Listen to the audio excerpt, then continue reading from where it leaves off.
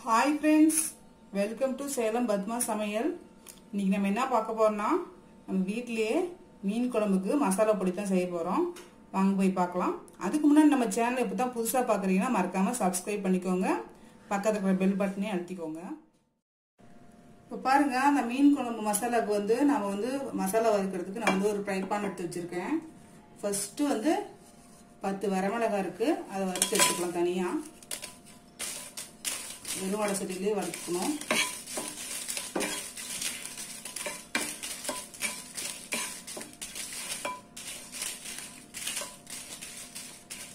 Medium ஃப்ளேம்ல இருக்கணும், ஏன்னா கருகி போச்சுன்னா கலர் மாறி போயிடும்.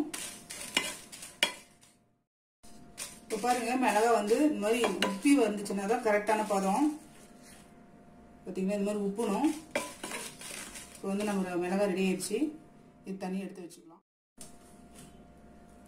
பார்த்தீங்கன்னா தனியா 2 டேபிள் ஸ்பூன் அளவுக்கு இதை போட்டு ஃபர்ஸ்ட் தனியாக வறுத்துக்கலாம்.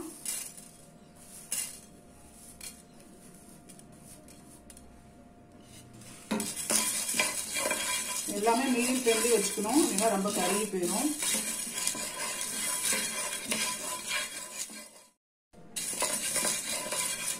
இப்போ பாருங்க, தனியாக வறுப்பட்டுருச்சு. இதை நான் தனியாக பிளேட்ல எடுத்து கொட்டிக்கிறேன். சீரகம் பார்த்தீங்கன்னா 1 டேபிள் ஸ்பூன் அளவு எடுத்துருக்கேன். இதை ஃபர்ஸ்ட் வறுத்துக்கலாம்.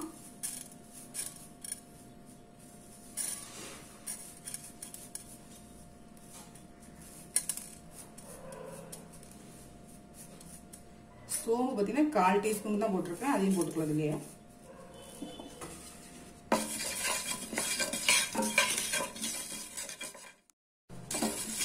பாருங்க, சோம்பு சீரகம் வறுப்பட்டுருச்சு. இப்போ இதையும் பிளேட்ல எடுத்து கொட்டிக்கலாம். மிளகு பார்த்தீங்கன்னா 1 டேபிள் ஸ்பூனு, இதை போட்டு தனியாக வறுத்துக்கலாம்.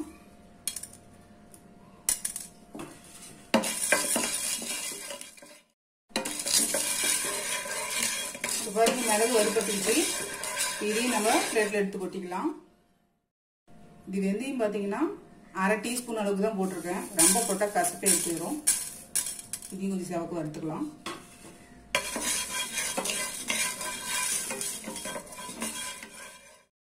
வெந்தயம் செவந்துருச்சு. இதையும் எடுத்து பிளேட்ல கொட்டி வச்சுக்கலாம்.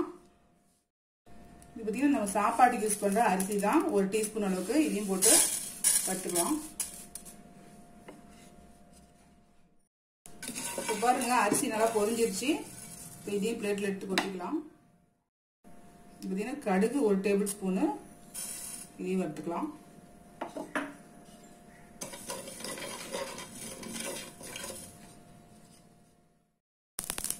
பாருங்க, கடுகு பொரியுது. கடகடன்னு நல்லா பொரியணும்.